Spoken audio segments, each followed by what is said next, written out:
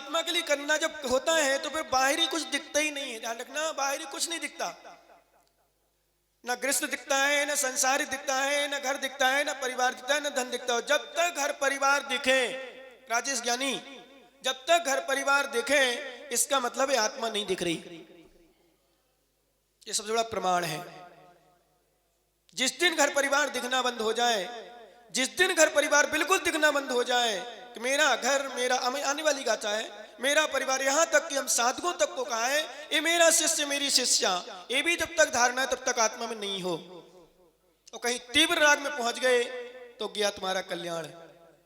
घर परिवार छोड़ना तुम्हारा बेकार हो गया, व्यर्थ हो जाएगा। व्यर्थ मतलब छोड़ नहीं रहेगा, मात्र कुछ भी नहीं रह पाएगा, मात्र बाह्य परिचय, बाह्य परिचय झेलना ही हमारे लिए ही मिला है हमारा पुण्य कि हमें मिल रहा है खाने पीने, उस परिसर सहन करना पड़ेगा। और परिसर सहन करते हैं, सर्दी गर्मी आदि सहते हैं। लोग कहते बोले महाराज सर्दी आ गई, बहुत सर्दी पड़ रही। देखो यहाँ भी बैठे तो मफलर बांध के बैठे, कपड़े ओढ़ के पहन के बैठे, बनियान आदि आदि पहन के बैठे हो, कोट जर्सी आदि आदि पहन के बैठे, क्यों? सर्दी लग रही। हम लोग सर्दी सहन कर रहे हो। अभी सर्दी सहन करने वाले जीव को सोचना चाहिए कि हम सर्दी सहन क्यों कर रहे हैं। क्या सर्दी सहन करने वाले जीवों को सोचना चाहिए मैं सर्दी सहन क्यों कर रहा हूं। यदि इस बाहरी क्रियाओं में फंस गया हूं तो ये हमारे आचार्य महाराज कह रहे हैं, बहुत सुंदर सूत्र। सच में वो बहिरात्मा है। क्या कर रहे हैं? यदि आत्मा के ज्ञान ध्यान अध्ययन आदि में उस सुख रूपी अमृत को छोड़ करके बाहरी क्रियाओं में बढ़ गए, बाहरी विषयों में बढ़ गए, तो फिर आप आत्मा को बहिरात्मा हो गए, बाहर जी रहे हो। बाहरी क्रिया कर, क्रिया भी हमारे आचरण मालूम क्या दिया, बाहरी क्रिया भी कर रहे हो और बहिरात्मा भी कहलाते हो। देखना, तपस्या भी कर रहे हैं और कथनचित, ध्यान रखना ज्ञानी, कथनचित एक गृहस्थ श्रावक बाहरी क्रिया नहीं कर पा रहा साधना रूप में। लो इंदीसो बिड़दो लो जीवे थावरे तसे वापी जो सद्यति जोत्तम सम्मा इट्टी अवृतसो। आचार्य भगवान नेमीचंद सिद्धांत चक्रवर्ती देव ने गौमठ सार जीव कांड ग्रंथ में सम्यक दृष्टि की परिभाषा दी कि सम्यक दृष्टि, अवृत सम्यक दृष्टि कौन क्या करता है वो। तो उन्होंने लिखा कि लो इंद्रिय से बिड़दो, इंद्रिय विषयों से विरक्त नहीं है, कोई भी इंद्रिय विषयों से विरक्त नहीं है। लो इंद्रियो बिड़दो लो जीवे थावरे तसेवा भी, त्रिस स्थावर जीवों की हिंसा से विरक्त नहीं है। हाँ इतना जरूर है, त्रिस जीवों का घात संकल्प पूर्वक नहीं करता। त्रिस हिंसा होती है, त्रिस हिंसा होती है खेती आदि कार्यों में, घर की सफाई आदि में, बर्तन मांजने में, कपड़े धोने में आदि आदि में। त्रिस हिंसा होने पर भी वो संकल्प हिंसा नहीं है, तो उसके लिए कथनचित स्वीकार है, मतलब एक इतनी ज्यादा उसके लिए हानिकारक तो है ग्रस्त अवस्था में, क्योंकि लेकिन संकल्प हिंसा का त्याग दिया उसके लिए कि संकल्प हिंसा नहीं करेगा वो, और संकल्प हिंसा करता नहीं है। संकल्प हिंसा का अर्थ है संकल्प पूर्वक मारना जीवों को। तो एक गृहस्थ श्रावक, ध्यान देना विशेष रूप से, एक गृहस्थ श्रावक, हमारे आचार्य वही कह रहे हैं, एक गृहस्थ श्रावक अंतरात्मा कथनचित हो सकता है। घर ने एक दिन कहा था, संभवतः या कल ही बताया था, सब कुछ करते हुए भी, यहां तक कि हमने बताया था आपको 96,000 रानियों के साथ रहता हुआ भी राकेश भैया उनसे विरक्त रहता है। क्या 96,000 रानियों के साथ रहता हुआ भी विरक्त रहता है। ये मेरा नहीं है, ये धारणा लाओ। आप घर में रहो, परिवार में रहो, कोई हानि नहीं है, ये मेरा नहीं है, ये स्वीकार करो। ये सब यही नष्ट हो जाएगा, नष्ट हो जाएगा। यहाँ ऐसी धारणा में जीता है तो सम्यक दृष्टि लो इंदीसु बिड़दो लो जीवे थावरे तसे वापी जो सद्यहित जड़ोत्तम, जो जिनेंद्र भगवान ने कहा है उस पर पूर्ण श्रद्धान करता है। क्या जो श्रद्धान जिनवाणी कहा है, भगवान ने कहा है, गुरु ने कहा है, उस पर पूर्ण श्रद्धान करता है। अवृत सम्यक दृष्टि वो अंतरात्मा है। कैसा अंतरात्मा? जगन अंतरात्मा, क्योंकि चौथे गुणस्थानवर्ती को जगन अंतरात्मा कहा है। अंतरात्मा के 3 भेद किए, जगन अंतरात्मा, मध्यम अंतरात्मा, उत्तम अंतरात्मा। जगन अंतरात्मा लिखा हमारे आचार्य ने अवृत सम्यक दृष्टि, मध्यम अंतरम लिखा पंचम गुणस्थान में 6वें गुणस्थानवर्ती, और 7वें में लिखा फिर 7वें गुणस्थान से 12वें गुणस्थान तक उत्कृष्ट अंतरात्मा, और 13वां गुणस्थान 14वां गुणस्थान और सिद्ध परमेष्टि परमात्मा, 13वें 14वें में सकल परमात्मा और सिद्ध परमेष्टि निकल परमात्मा। ये दो परमात्मा के दो भेद दिए, सकल मतलब शरीर से सहित। ऐसे हमारे अंतरात्मा जगन। अब यहाँ बहिरात्मा कथनचित दृष्टि से कि तुम साधना कर रहे हो, त्याग किए हो, घर परिवार का त्याग किया हुआ है और आप बाहरी क्रियाओं में जी रहे हो तो बहिरात्मा हो। अभी आप अंतरात्मा में नहीं पहुंच पा रहे। और ध्यान रखना, जो अंतरात्मा में नहीं पहुंच पाता, सातवें गुणस्थान में यदि नहीं पहुंच पाता है अंतर मुहूर्त के अंदर अंदर, तो नियम से उसका गुणस्थान नीचे हो जाता है। ये सिद्धांत है। क्या? उसका गुणस्थान नीचे नियम से हो जाता है। सातवें में यदि नहीं पहुंचा और छठवें में रहा तो छठवें गुणस्थान का अंतर्मुहूर्त काल है। अंतर्मुहूर्त के अंदर नियम से सातवें में पहुंचना अनिवार्य है, लेकिन पहुंचेगा वही जिसकी अंतरंग में बहुत विशुद्धि है, परिणाम निर्मलता है, बाहरी क्रियाओं के प्रति राग नहीं है, बाहरी से राग नहीं, विषयों से राग नहीं है, किसी वस्तु से राग नहीं है, और पूर्णता वैराग धारण करते हुए अपनी क्रियाएं करता है। स्वाध्याय, अध्ययन, तपस्या, त्याग, जाप, अनुष्ठान इत्यादि करता है। वो छठवें गुणस्थान वर्ती सातवें में जब पहुंचता है, वर्तमान में सातवें गुणस्थान का समय अल्प है, पर वो है अल्प, पर छठवां गुणस्थान भी कायम बना के रखता है सातवां गुणस्थान। यदि सातवें में नहीं पहुंचे तो नियम से छठवें गुणस्थान से नीचे आ जाते हैं वो जीव, और छठवें गुणस्थान से नीचे आए द्रव्यलिंगी कहलाना शुरू हो गए। भले कोई कहे नहीं कहे, किसी के कहने और नहीं कहने से नहीं होता। मैं तो स्पष्ट कहता हूं, किसी दिन मैंने शायद मैनपुरी में कहा था, कोई तुम्हें प्रधानमंत्री कह दे, राजू भैया तुम्हें प्रधानमंत्री कह दे, तो क्या प्रधानमंत्री कहलाओगे? और प्रधानमंत्री को कोई चपरासी कह दे तो बताओ चुन्नू भैया, वो क्या चपरासी कहलाएगा?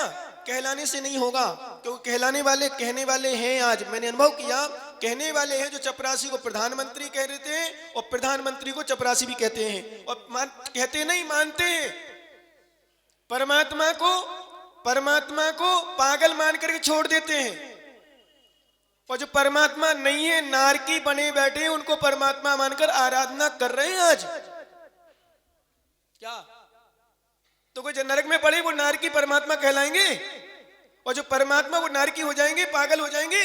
नहीं, किसी के मानने से और किसी के कहने से कुछ भी नहीं होता। जो है वही है, वो तो जो है वही रहेगा।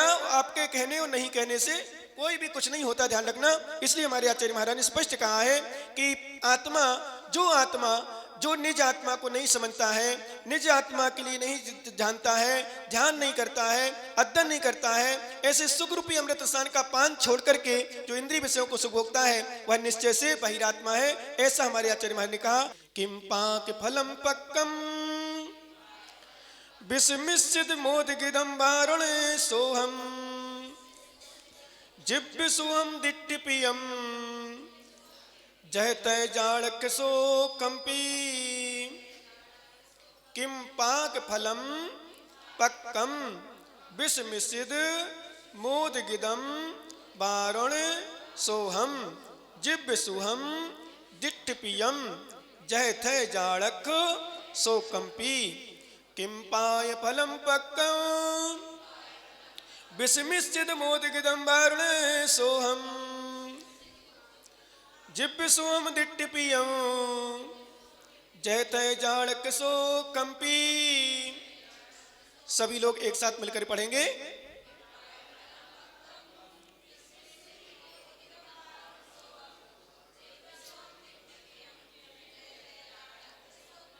आचार्य भगवान ने इंद्रिय विषय सुख के विषय में बता रहे कि इंद्रिय विषय सुख है कैसे, किस प्रकार के हैं, उसके लिए बता रहे हैं। किमपाक फलम पक्कम, एक किमपाक फल होता है जिसको कहते हैं विष फल। कौन सा फल? विष फल। विष फल ऐसा होता है कि विष फल देखने में सुंदर होता है और जीभ में रखा जाए यानी खाया जाए तो स्वादिष्ट भी होता है, लेकिन उसका फल मरण होता है। ध्यान रखना, उसका फल नियम से मरण है। जीभ में रखे में स्वादिष्ट, देखने में सुंदर, अच्छा सब कुछ, लेकिन उसका फल मरण, विष फल है, किमपाक फल। किमपाक फलम पक्कम, पका हुआ किमपाक फल, विष मिश्रित बोधगम अथवा लड्डू। लड्डू में विष मिला दिया गया है, तो बताओ लड्डू से भूख मिटेगी कि मृत्यु होगी? मुखिया जी खाके नहीं, खाके मत देखना, क्योंकि भक्त हमारे जानते हो, समझते हो। विष मिश्रित लड्डू, विष मिला दिया है लड्डू में, लड्डू सुंदर बन गया, लड्डू सुंदर है, दिखने में अच्छा लग रहा है। मोदगदम, मुगत का लड्डू कह दो आपको, मुगत को मूंग बने, मूंग क्या बोलते, बेसन का लड्डू, मुगत का लड्डू, मगध का लड्डू, हाँ जो तुम जानो सबका लड्डू, तुम्हारा लड्डू छोड़ के। पर मगध का लड्डू बनाने पर अच्छा बनाया, उसमें विष मिला दिया। अब बताओ देखने में अच्छा लगेगा कि नहीं लगेगा? खाने में जीभ में रखोगे सो स्वादिष्ट रहेगा, लेकिन उसका फल, बस ज्ञानियों तुम लोग ऐसे ही विष मिश्रित लड्डू खा रहे हो, रोज रोज मर रहे हो। सुभाष भैया रोज मर रहे, अभी आपको पता ही नहीं है, प्रति क्षण मर रहे। हम सभी प्रति क्षण हमारा मरण हो रहा है। क्या प्रति क्षण मर रहे? और जितने साल के होगो उतने साल के मर गए। क्या जितने साल के हो गए, इसलिए कहते कोई बर्थडे मनाता है ना, कहते भैया बर्थडे मत मनाओ, आज का भी दिन मनाओ मृत्यु डे। क्या मनाओ? मृत्यु डे। इतने साल के मर चुके, इतने साल के हो नहीं गए, इतने साल के मर चुके, हमारी आयु में से इतने साल निकल चुके। इसलिए खुशी ना मना करके भगवान की आराधना करें, ध्यान करें, शोक संतापित करें। मेरे इतना साल मर गया, एक व्यक्ति मरता उसका शोक मनाते, तो हम तो इतने साल के मर गए, इतने बार मर रहे, रोज रोज मर रहे, तो फिर क्या करना चाहिए? बर्थडे नहीं मनाना चाहिए, बर्थडे में भगवान की आराधना करना चाहिए, गुरु की आराधना करना चाहिए, विश्वास करना। ज्ञानी हमें बर्थडे के दिन बिल्कुल खुशी नहीं होना चाहिए। शादी की वर्षगांठ आए ना, मुखिया जी क्षमा कितना कहे, चलो ना अपन लाइन सपारी चले। कौन सी सपारी आ गई? क्या माता आ गई? ध्यान रखना ज्ञानी, यदि क्षमा माता प्रतीक की मम्मी कहे भी ना लाइन सपारी चलो, आज अपनी 25वीं शादी की वर्षगांठ है, तो मालूम क्या कहते ना, बोले क्षमा जी क्षमा करना, मैं लाइन सपारी नहीं, मैं गुरु चरणों में जाऊंगा, वहां अपनी शादी की वर्षगांठ मनाऊंगा, आशीर्वाद लूंगा। मेरा समय यूं ही चला गया, इतने साल बर्बाद हो गया संसार के विषयों में, भोगों में। अब मैं लाइन सवारी जाके कर बंद नहीं करूंगा, अब गुरु चरणों में उनकी मोक्ष मार्ग की सवारी प्राप्त करूंगा और कल्याण करूंगा। जो अपना होकर के भी, जो अपना होकर के भी अपने लोगों को सुधारने की बात ना कहे, वो अपना शत्रु है। और जो कोई कितना शत्रु भी हो और कल्याण मार्ग की बात करे, वो हमारा सबसे बड़ा मित्र है। मित्र उसे नहीं कहा जो हमारे मन की गत्या है, मित्र उसे नहीं कहा जो हमें प्रसन्न करता है, मित्र उसे नहीं कहा जो हमें समय पर खिलाता पिलाता है, मित्र उसे नहीं कहा जो सवारी ले जाता है, मित्र उसे कहा है जो मोक्ष मार्ग में ले जाता है। सच्चा मित्र वही है। क्या सच्चा मित्र वही है। इसलिए हम कहते हैं विश्वास करना ज्ञानी, ये संसारी मित्र ये धोखेबाज हैं। संसारी मित्र धोखेबाज हैं, स्वार्थी हैं। सफारी ले जाएंगे, लाइन सफारी, कोटा ले जाएंगे, आगरा ले जाएंगे ताजमहल, जयपुर ले जाएंगे राज मंदिर, पर हमसे दोस्ती करोगे तो हम शिव मंदिर में रख देंगे, मोक्ष मंदिर में रखेंगे। विश्वास करना। मालूम,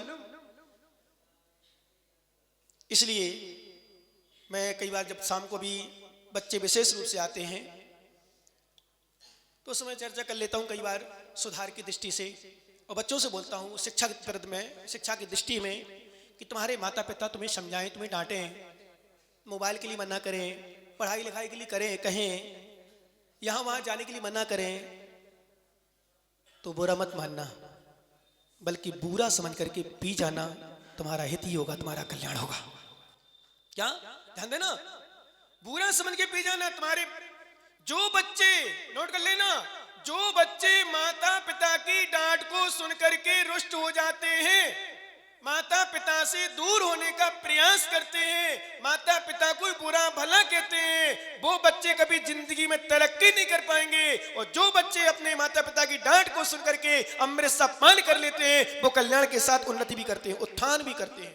याद रखना, उत्थान करते हैं। मैं भी शिक्षा देता हूँ, बहुत सारे बच्चे आते शाम को, और जो बच्चे अपने माता पिता को जवाब देते हो किसी भी विषय में, चाहे हंस के, चाहे रोके, चाहे वैसे, जो बच्चे माता पिता को जवाब देते हो, एक नोट कर लेना भैया राजू जी, वो बच्चे कभी पनप नहीं सकते, कभी तरक्की नहीं कर सकते, कभी उत्थान नहीं कर सकते। पढ़ना लिखना अलग विषय है, डिवीजन प्राप्त करना अलग विषय है, कथनचित सर्विस पा लेना भी अलग विषय है। हो सकता है पुण्य से मिल जाता है, किस्मत होती तो मिल जाती है, लेकिन मैंने देखा है अच्छे अच्छे पैसे वालों की बुराई सुनते हुए, सुना है, अच्छे अच्छे पढ़ने वालों की बुराई सुनते हुए देखा है, और गरीबों की भी प्रशंसा सुनते ही देखा है, सामान्य बच्चों की प्रशंसा सुनते ही देखा है। कौन किसकी होती है? वो चाहता है क्या? नहीं। ध्यान रखना कि नहीं, जो समय को उपयोग ना करे, समय को उपयोग ना करे। और सही बताऊं, मैं साधुओं की बुराई करते सुने देखा है। क्यों? क्योंकि स्वाभाविक है, सत्य है, परम सत्य है। यानी ध्यान रखना, हमें जीवन में यदि कोई हमारा मित्र, हमारा अपना चाहने वाला, हमारा माता पिता, हमारा भाई बहन, हमारे रिश्तेदार, हमारे व्यवहारी जन, कोई भी हमें डांटते हैं, संबोधन करते हैं, समझाते हैं, तो हमें अपने जीवन में उसको ऐसे पीना चाहिए जैसे डॉक्टर की औषधि ले लेते हैं।